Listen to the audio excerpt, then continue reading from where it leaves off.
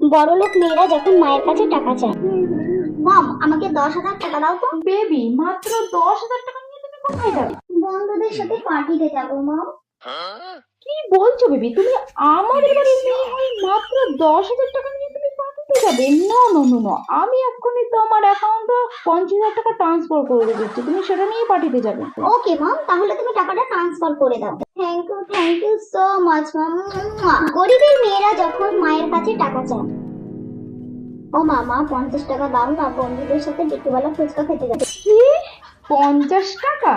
টাকা কি গাছে ফলে যে যখনই চাইবে তখনই দেবো? কোনো টাকা টাকা হবে না, এখান থেকে যাও। ও মামা, দাও না মা, প্লিজ মা, দাও না মা, দাও। শোনো মেয়ে, 10 টাকার বেশি না, আমি 1 টাকাও দিতে পারবো না। মাত্র 10 টাকা, 10 টাকায় কি হয়? 10 টাকায় না 4টে ফুচকা হয়, তার সাথে একটু বেশি করে জল খেয়ে নেবে। তোমার 10 টাকা না, তোমার কাছেই রাখো, আমাকে দিতে হবে না। আরে ঠিক আছে ঠিক আছে, তোর টাকা নিতে হবে না।